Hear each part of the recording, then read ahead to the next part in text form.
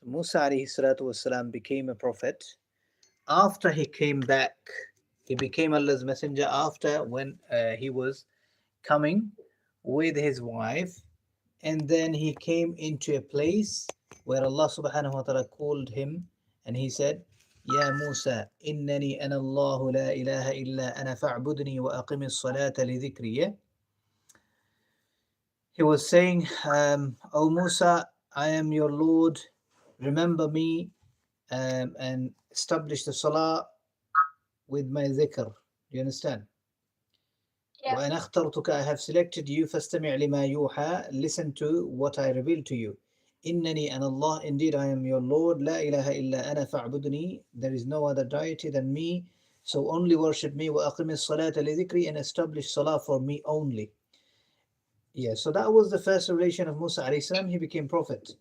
And then obviously I mentioned that yesterday, like in one occasion Musa alayhi salatu wasalam was walking with his stick, and that stick he inherited from Adam alayhi salam. So Adam alayhi salam actually had few things from Jannah when he was coming back from Jannah, when he was descended.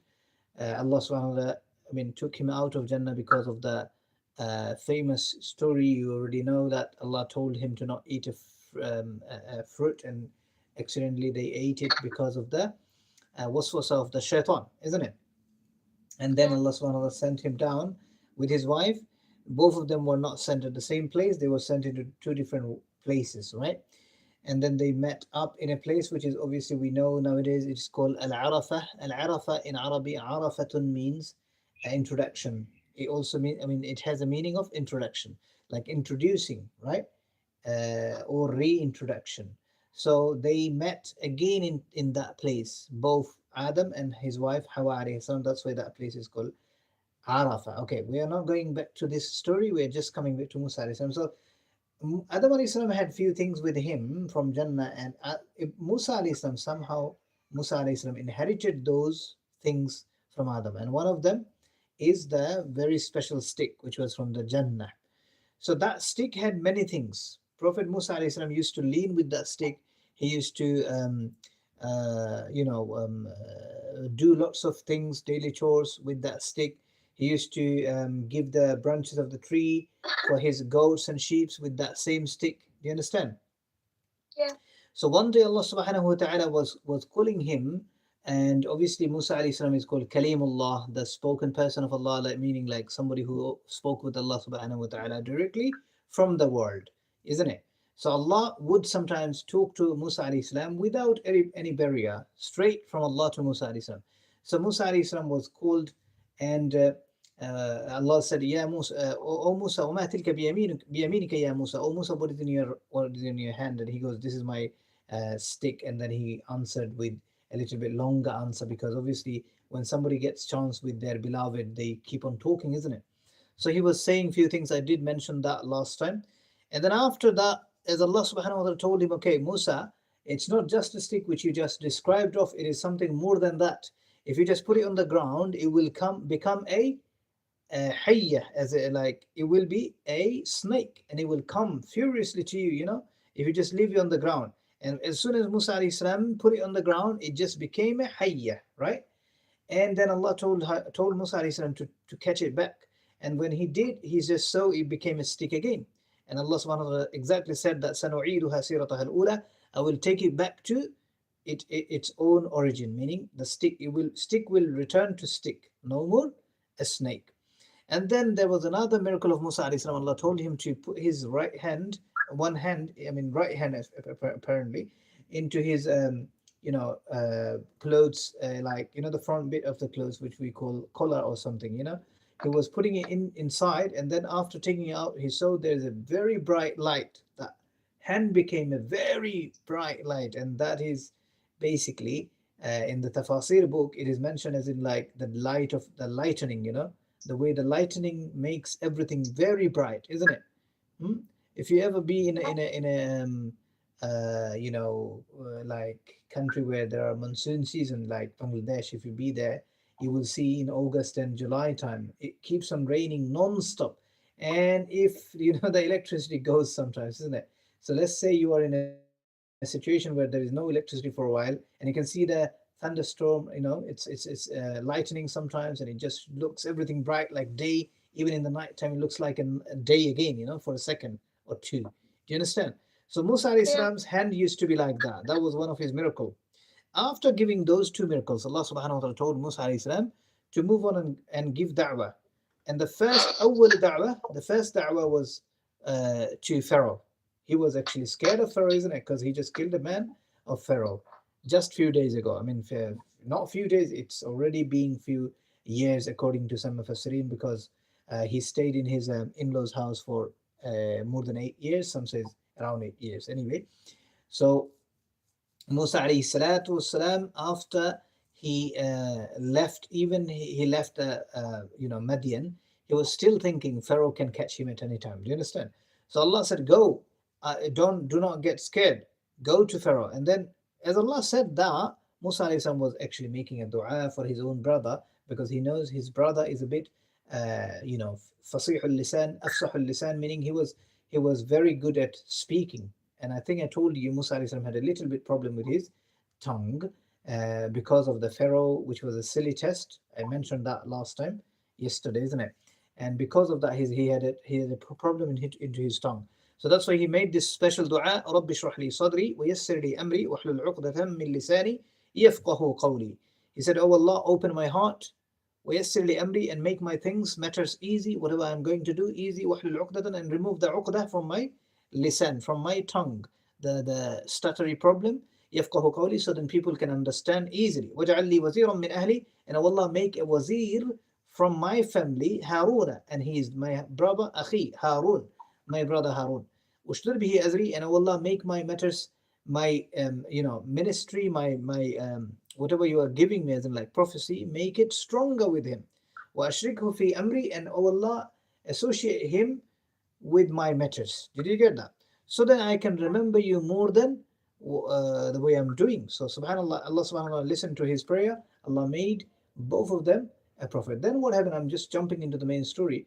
Allah subhanahu wa ta'ala, as Allah told them to go, Musa alayhi salam and Harun alayhi salam went to Pharaoh, and they were inviting him to one Allah. And Pharaoh goes, oh, aren't you the one who killed a man and you were raised in my palace? This is what he reminded Musa alayhi salam. Do you understand? Musa alayhi salam said, yes, it is true. And it was a work of shaitan. It wasn't my intention to kill the person. He got accidentally killed because I just slapped him because he was being rude. And then what happened? Pharaoh was saying, okay, so what is your new message? Why are you there for? Musa alayhi salam was saying, I am here to preach one Allah's message, that you are not God. It is the creator of you and everybody who is one Allah. He goes, so you're calling someone else is your God and everybody's God. Musa alayhi salam said, yes, indeed. And he goes, okay, so what do you think? What do you think? Like, do you think you can present something which will be like tested by us? So Musa alayhi salam showed some sort of things like his hands. He put it into his griva, into his chest, and he was taking it out. It was being a very bright light. When he saw it, he said, oh, you are definitely a magician. Did you get that? So he was saying, well, you can't actually preach you can't proclaim yourself a prophet until I test you. And I believe he was just, making things up, Pharaoh. You understand? He just didn't want his people to leave him. Because if people accept Musa alayhi salam as Allah's prophet, they will be listening to his messages, and then they will leave Pharaoh as their God, isn't it? They will come to the true message of Allah, and they will come to the realization of the truth. So he didn't want that to happen. So that's why he said, okay, I believe you. I think you are a magician, and I will hire some magicians. If you can beat them, I would think you are actually a prophet, if you can beat them. So he was just telling his people, oh people, he is a magician, and we are going to arrange a show of the magicians. All the magicians from different countries will be brought here, and they will be presenting all the possible things which they can show to people. And if Musa alayhi salam can beat them, we will understand that he is one of them. Like, I mean, he's big one of them, right?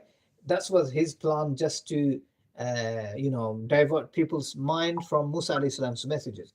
So Musa alayhi salam accepted that, but by Allah's will, right? He said, okay, you arrange all of your magicians if you can. So that Pharaoh, the big tyrant, he hired many hundreds of magicians from different countries.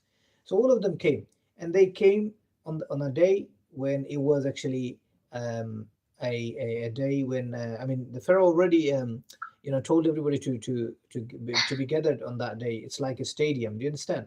So everybody was there watching the magicians showing their show. So all the magicians, they were asking, "Oh Musa, should we start fast or you?" You understand? There is one thing Allah mentioned in the Quran. They were saying, "Oh Musa, will you start fast or us?" So Musa alayhi salam said, "You start fast." So then they started fast, and they showed their old magics, and those magics were like they made so many snakes. Do you understand? Out of some threads, yeah, and they were just showing people, and those snakes were roaming around. Musa alayhi salam got a bit scared. Allah told him, "Don't get scared. Put your stick down." Musa alayhi salam said, "Bismillah," and put his stick down, and his stick became a big anaconda kind of snake, big, massive one. Do you understand? And when that snake, when Musa alayhi salam's snake ate all of their, fake snakes. Do you understand? All the sahirun, all the magicians who were brought by Pharaoh became Muslim. At that time, they just put their head down. Do you understand? And they said, "We believe آمنا برب موسى برب هارون وموسى." They quickly said, "We believed in the Lord of Harun and Musa alayhi salatu wasalam." And then Pharaoh got angry because he saw like his plan is being ruined. So he was saying, "Oh, it is definitely your plan, all of you magician, including Musa, astaghfirullah," saying like you wanted to do something like that. That's why you are just making this thing up. And they said, "No, we are not. We just realized we were in wrong path. We understood Musa is the truth because our thing was fake and Musa's one is real. We can just feel it because his one is actually real." Do you understand? Always, جاء الحق وزهق الباطل. When the truth comes, fake goes away. Allah even says in the Quran, yeah? So they realized, the magicians were actually quite good. They were actually good people. Their heart was good, but they were, their occupation was to do black magics. Did you get that? So they quickly accepted Islam. And then Pharaoh's plan was, at that time, Pharaoh wanted to kill Musa alayhi salam. He was just, he became furious. And in the Tafasir book, especially in Tafsir Jalalain, it is mentioned that by seeing Musa alayhi salam's snake on that day, Pharaoh had to go toilet for 40 times on that day. Did you get that? He used to go only 40 once in a 40 days before. That was his routine. But then on that single day, he had to go 40 times. Did you get that? Because of him being so scared of Musa alayhi salam's big snake. Okay, so that was the thing in Surah 2. Allah subhanahu wa ta'ala mentions that in Surah 2, Taha, and how Musa alayhi salam was prophet. I mean, he became prophet. Allah subhanahu wa ta'ala mentions that from the place where he was entering with his wife to look for some fire, and then Allah subhanahu wa ta'ala called out and said, I have selected you as my prophet, and you will be conveying my message to people. Do you understand? So this is how Musa alayhi salam became prophet, and this was the story related to that surah. Inshallah, we will continue. There will be many broken parts of stories coming into different surahs, especially in Surah Qasas. We will have again Musa alayhi salam's story coming back. Yeah, inshallah, we will discuss that into its own place. So up to there for today, guys. Okay, may Allah keep all of us well. Allahumma salli ala nabiyyi wa ala alihi. Let's read durood on Muhammad sallallahu alaihi wasallam. Allahumma salli ala Muhammad wa ala ali Muhammad kama sallaita ala Ibrahim wa ala ali Ibrahim innaka Hamidum Majid. صلى الله على سيدنا مولانا محمد وعلى آله وأصحابه وسلم.